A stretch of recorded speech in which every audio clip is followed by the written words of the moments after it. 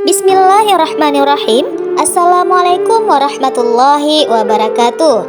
Syukur alhamdulillah kita bisa berjumpa lagi di channel ini. Salawat dan salam selalu dan tetap tercurahkan kepada junjungan kita Nabi besar Muhammad sallallahu alaihi wasallam. Semoga saudaraku semuanya selalu diberikan kesehatan, dilapangkan rezekinya, diampuni dosa-dosanya, dan dipanjangkan umurnya. Amin ya rabbal alamin. Sahabat beriman yang dirahmati Allah subhanahu wa ta'ala, salat subuh memiliki nilai yang tinggi dalam syariat Islam. Bahkan Rasulullah Shallallahu Alaihi Wasallam mendoakan langsung umatnya yang menunaikan salat subuh. Orang yang menunaikan salat subuh juga disaksikan oleh para malaikat. Akan tetapi ada bacaan surat pendek yang tidak dianjurkan. Lantas, apa keutamaan salat subuh? Bacaan surah apa yang tidak dianjurkan di waktu subuh? Benarkah malaikat menyaksikan langsung ketika kita menunaikan salat subuh? Apa keutamaan menunaikan salat subuh? Sahabatku yang beriman yang dirahmati Allah subhanahu wa ta'ala, salat subuh ditunaikan jelang terbitnya fajar, waktu di mana orang-orang dalam keadaan yang terlelap tidur.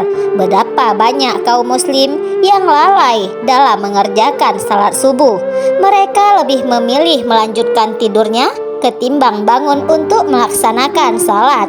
Karena itulah Rasulullah Shallallahu Alaihi Wasallam mengkhususkan salat subuh mulia dengan keistimewaan tunggal, bahkan memiliki sifat-sifat tertentu yang tidak terulang pada salat lainnya. Saking istimewanya, orang yang mengerjakan salat subuh didoakan oleh Rasulullah Shallallahu Alaihi Wasallam. Hal ini sebagaimana disebutkan dalam sebuah hadis, Rasulullah Shallallahu Alaihi Wasallam bersabda, "Ya Allah, berkahilah umatku selama mereka senang bangun subuh." Hadis riwayat Imam Tirmizi, Abu Daud, Ahmad, dan Ibnu Majah. Apabila Rasulullah Shallallahu Alaihi Wasallam yang berdoa, bahkan tidak ada perantara di antara Rasulullah dengan Allah Subhanahu Wa Taala. Secara jasadiah, Rasulullah Shallallahu Alaihi Wasallam yang paling dekat dengan Allah Subhanahu Wa Taala. Dalam hadis lain dijelaskan bahwa orang yang melaksanakan salat subuh berada dalam jaminan Allah Subhanahu wa ta'ala. Rasulullah Shallallahu Alaihi Wasallam bersabda, "Siapa yang menunaikan salat subuh, maka ia berada dalam jaminan Allah. Bahkan jangan kau cari jaminan Allah dengan sesuatu selain daripada salat yang pada saat kau mendapatkannya, justru kamu tergelincir ke dalam api neraka."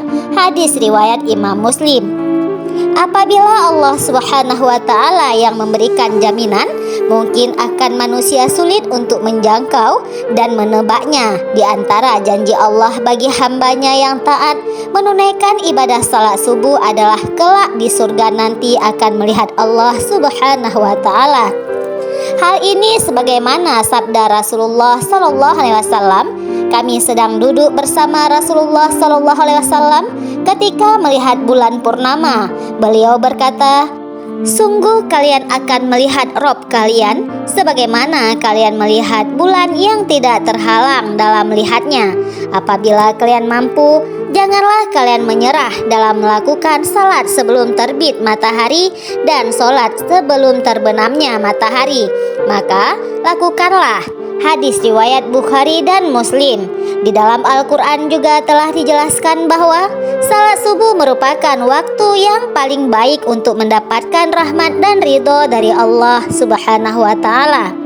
Allah Subhanahu wa ta'ala berfirman, "Dan bersabarlah kamu bersama-sama dengan orang-orang yang menyeru Tuhannya di pagi dan senja hari dengan mengharap kalian ridhonya, dan janganlah kedua matamu berpaling dari mereka karena mengharapkan perhiasan kehidupan dunia, dan janganlah kamu mengikuti orang yang hatinya telah kami lalaikan dari mengingat kami serta menuruti hawa nafsunya, dan adalah keadaan itu melewati batas." Quran Surah Al-Kahfi ayat 28. Lantas surah apa sajakah yang tidak bisa dianjurkan ketika salat subuh?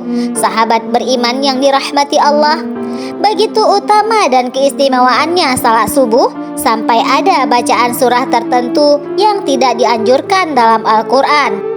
Surah Al-Isra ayat 78 dijelaskan bahwa malaikat menyaksikan langsung orang yang menunaikan ibadah sholat subuh. Dari tafsir ayat tersebut, para ulama menyimpulkan bahwa pada salat subuh setelah bacaan Al-Fatihah disunatkan membaca Al-Quran yang panjang, baik surah ataupun ayat, di mana tradisi nabi-nabi terdahulu yang kemudian dilanjutkan oleh Rasulullah SAW. Para sahabat tabi'in dan salafus soleh membaca ayat-ayat tersebut, surah yang panjang, ketika menjadi imam salat subuh. Maka dari itulah seorang imam salat subuh setelah membaca surat Al-Fatihah jangan membaca surat pendek, apalagi super pendek seperti Al-Ikhlas, Al-Falaq, dan An-Nas. Ini bukan masalah sah dan tidak sahnya dalam bacaan dalam salat, melainkan masalah untung dan rugi. Perkara sah sudah pasti sah, akan tetapi rugi karena disaksikan banyak malaikat. Maka tentu sangat sayang sekali jika hanya ayat pendek yang dibacakan. Karena apabila semakin banyak huruf-huruf Al-Quran yang dibaca dalam melaksanakan salat subuh yang disaksikan oleh banyak malaikat, akan menambah catatan amal kebaikan kita yang disampaikan kepada Allah Subhanahu wa Ta'ala melalui malaikat. Rasulullah SAW menunjukkan contoh-contoh bacaan salat subuh yang menandakan syarat akan makna tertentu. Pada beberapa riwayat, Rasulullah SAW disebutkan sering membaca surat Al-Waqiah, surat At-Tur, surat Qaf, surat At-Takwir. Rasulullah SAW juga biasa membaca surat Ar-Rum, surat Yasin, dan surat As-Saffat. Dari Jabir bin Samurah, ia berkata, Rasulullah SAW melakukan salat-salat wajib seperti salat yang kalian lakukan sekarang ini. Akan tetapi, terkadang beliau meringankannya. Salat beliau lebih ringan daripada salat kalian. Dan terkadang dalam salat fajar atau subuh, beliau membacakan surat Al-Waqiah dan surah-surah yang semisalnya. Hadis riwayat Imam Ahmad. Salat 2 rakaat sebelum salat subuh atau salat qobliyah juga memiliki keutamaan. Keutamaan qobliyah subuh pahalanya besar dan fadilahnya digambarkan lebih bagus daripada dunia beserta isinya. Apabila seseorang mengerjakan salat subuh, niscaya ia akan dapat banyak keutamaan. Selain keutamaan yang telah disebutkan, ternyata orang yang menunaikan salat subuh disaksikan langsung oleh para malaikat. Benarkah para malaikat menyaksikan kita ketika kita sedang salat subuh? Sahabat beriman yang dirahmati Allah Subhanahu wa Ta'ala, Allah Subhanahu wa Ta'ala telah menyiapkan pahala yang luar biasa bagi mereka yang membiasakan salat subuh tepat pada waktunya. Pahalanya bahkan sebanding dengan salat semalam. Untuk janji pahala ini, sebagaimana sabda Rasulullah SAW, barang siapa yang salat subuh berjamaah, maka seakan-akan dia telah melaksanakan salat semalaman suntuk. Hadis riwayat Bukhari. Memang sebagian orang lalai mengerjakan salat subuh karena malas bangun pagi. Padahal secara ilmiah bangun pagi dan menekan ibadah salat subuh lebih baik daripada tertidur pulas dan malas-malasan. Di dalam ilmu sains menjelaskan pembuluh darah manusia akan mengembang pada tengah malam terakhir sampai menjelang siang. Kemudian secara berangsur-angsur sekumpulan sel darah akan menggumpal pada dinding pembuluh sehingga terjadi penyempitan. Inilah yang mengakibatkan tekanan darah tinggi. Dari segi medis pun mendukung aktivitas pagi untuk kesehatan tubuh. Salat subuh yang memicu orang bangun pagi juga akan menjadi penerang pada hari kiamat, di mana orang-orang akan ketakutan. Rasulullah SAW bersabda, "Berilah kabar gembira bagi orang-orang yang berjalan di kegelapan menuju masjid untuk mengerjakan salat subuh dengan cahaya yang terang benderang pada pertolongan pada hari kiamat." Hadis riwayat Abu Daud, Tirmizi, dan Ibnu Majah.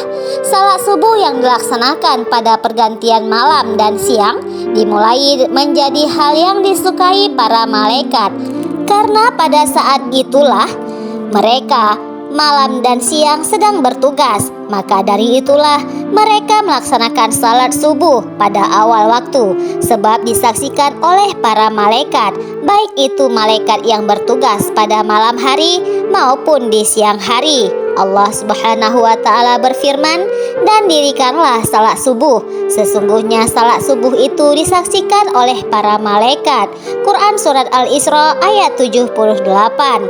Sahabat beriman yang dirahmati Allah Subhanahu wa Ta'ala, begitu istimewanya menunaikan ibadah salat subuh. Selain mendapatkan pahala baik dari segi medis, disaksikan pula oleh para malaikat. Itulah beberapa keistimewaan salat subuh. Semoga kita semua dimudahkan untuk melaksanakan salat subuh secara berjamaah yang pahalanya begitu besar, sehingga lebih baik daripada dunia beserta seisinya. Amin ya rabbal alamin. Demikian yang bisa saya bagikan. Semoga bermanfaat untuk kita semuanya. Wallahu alam bisawab.